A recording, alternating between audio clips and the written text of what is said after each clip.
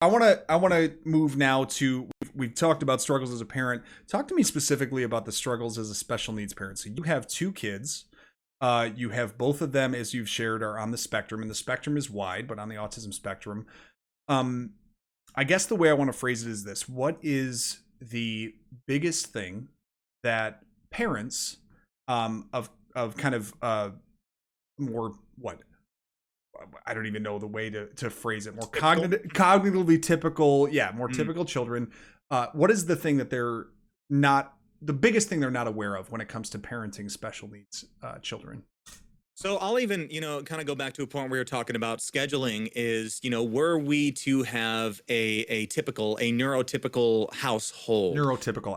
The um, word was escaping me. Excuse me. yeah, so if you had that, say streaming during the time of your children being awake, around playing, where your wife could be just existing with them, there is not that weight of, is tonight going to be a night where they touched something that didn't feel right to their body and we are going to have nonstop meltdowns for the next 3 hours. Mm, In a neurotypical household, you may not have that worry where it's like if they touch something, be like, put that down, and that's it. And you go and you could stream for mm-hmm. another 2 hours. Then when it's bedtime, you're like, God, I gotta go for half an hour. I'll be right back. In our household, that Mm-hmm. that like cutoff where I start like at 9 o'clock still gives us like that leeway where if Mm-hmm. there is going to be like a really, really tough night, or if it's been a really, tough day where would they get home from school and they're out of it and we spend the whole night, like putting them in holds or like, talking through everything. Like it can get to the point where like it's time to go live or whatever. And you're like, I've given all I can give. Yeah. I have nothing left because now that dad mode we were talking about earlier, we're like normal dad mode, for like a typical dad mode to just be like, oh, we're just gonna play around. I'm gonna yell a bit. We're gonna throw stuff, play video games together, watch some cartoons.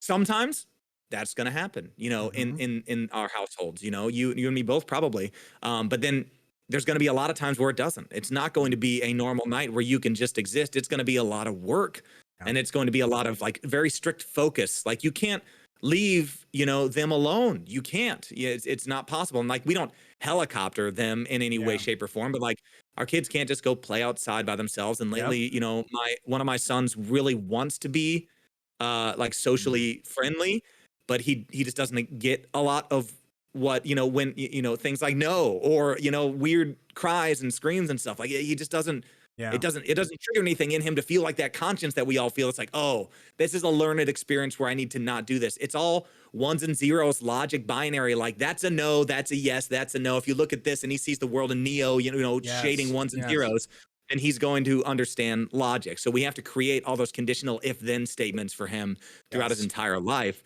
And that's still going on right now. So, like, as a Yeah. streamer, when it comes down to I'm going to do this at 9 o'clock, am I going to have the mental capacity left to even play a video game, let alone Yeah. play a video game and be in a community, involvement with it because I've given everything I can to help my child just navigate through the Yeah. evening. Yeah. Um, and so I'm sure you feel that too. But you have told me that both of my children are verbal now. They weren't, and we worked with Help Me Grow was like a state funded thing to get them to a certain point. Then we've done speech therapy and all of that. So they both speak.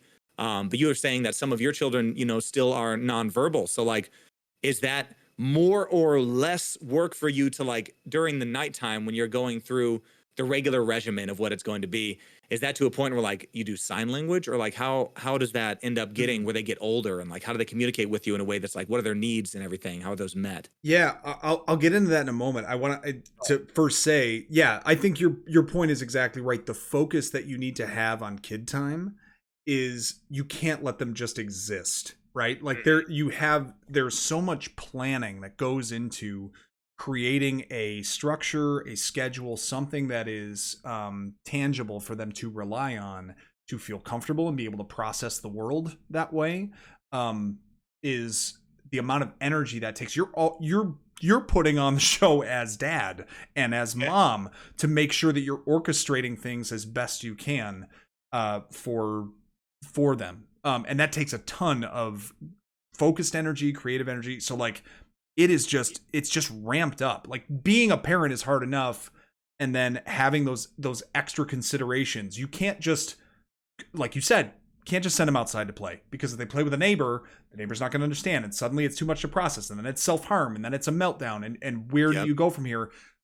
You don't want a helicopter, but you also need to make sure that you're not setting them up to fail and setting them up to be in those situations. So it's a crazy shift in mindset to look at the world and try to think of it through their eyes, and how it goes.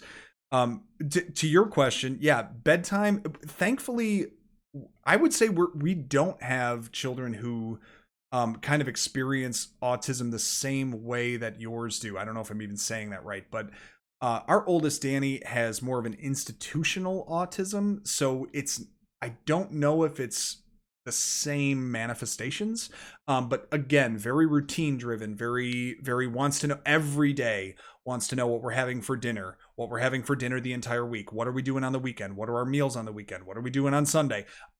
When he is shoving nuggets in his face on Saturday, I need to tell him what he's having next Saturday.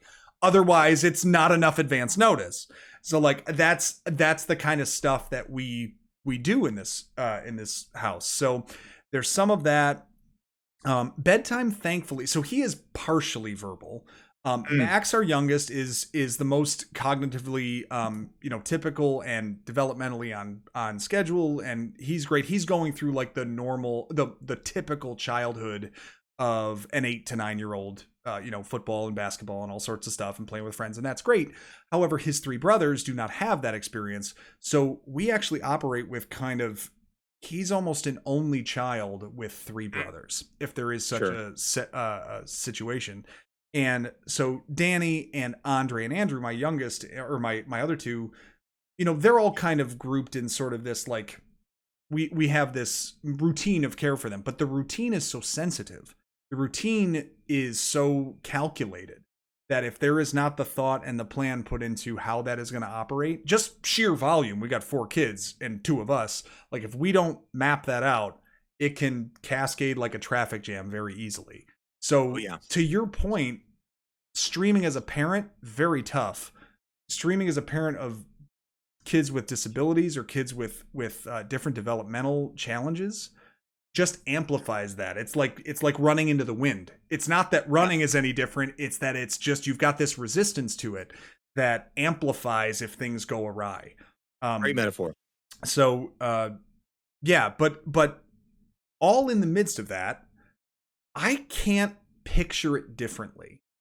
Can you picture it differently? Yeah, I can't. No, let me say this real quick, because it's so easy. So there's a couple things. One is the majority of people, when they hear the word autism, is usually taken very negatively. Let me say, from me, and I'll put that out there. You can do whatever you want with this. You can clip it. You can burn it. I don't care what you do.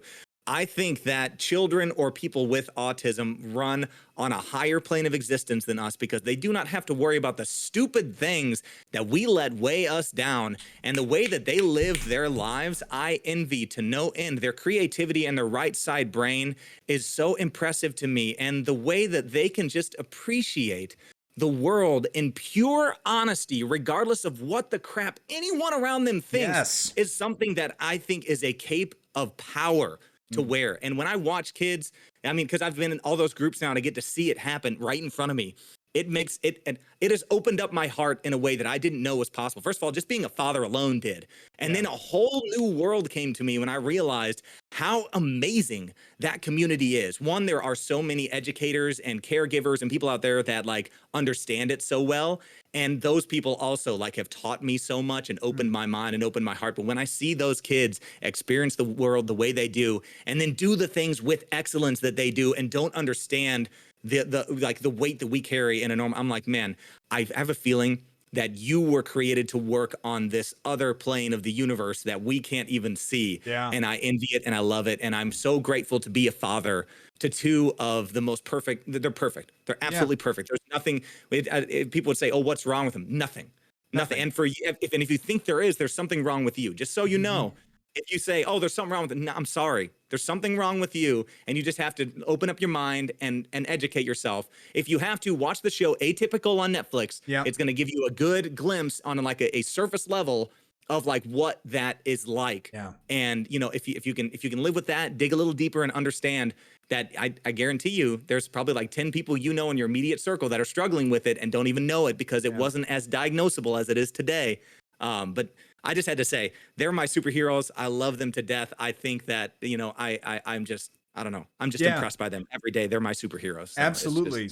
Absolutely. And even if I were to pull back just a little from there's something wrong with you, I think on the larger picture, there's something wrong with the idea of the question, what's wrong with them? The idea of that being outside of the boundary or an outlier in some way.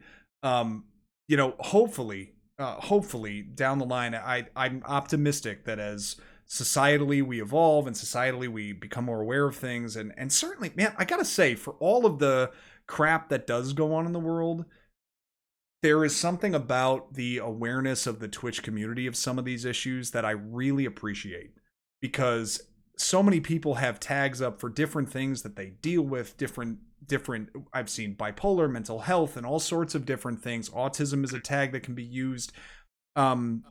This is a space where it feels like being honest and open about those things is much more possible.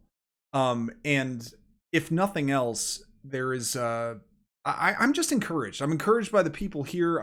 For the most part, and I'm encouraged by, I think, the direction that certain segments of society move to kind of embracing this stuff and understanding and opening their eyes to how, you know, it's not all A and B, which is just how we've functioned as society for so long. It's you're either this or you're that, and we're just becoming more and more aware of different things that beautiful people have, that we walk through life with. So yeah. And you're right. Let me dial it back. I'm sorry, I got hyphy. There's nothing wrong with you. Let me take it back. What I say is, change your mentality, and when you see someone, say not what is wrong with you, say what are they struggling with. You know, like, because we all struggle with something. And now, you know, after going through all this education I have, I'm like, you know what?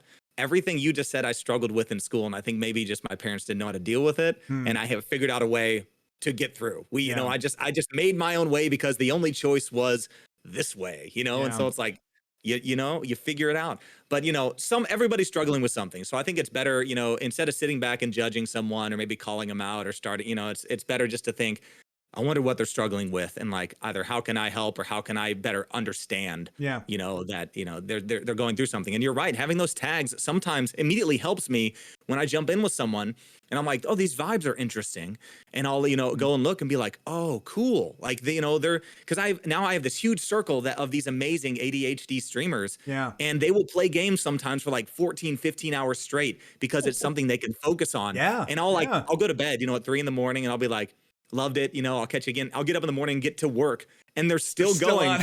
And I'll jump on and be like, what's up, dude? Like, how's the game going? He's like, good morning. I'm still, you know, and they're always so genuine, and they're so knowledgeable, and they know every detail about the games they're playing. And I've fallen in love with that like Twitch subgenre community of all, you know, and like, I never would have run into that or thought that was a thing if I hadn't been given this opportunity and this easy access.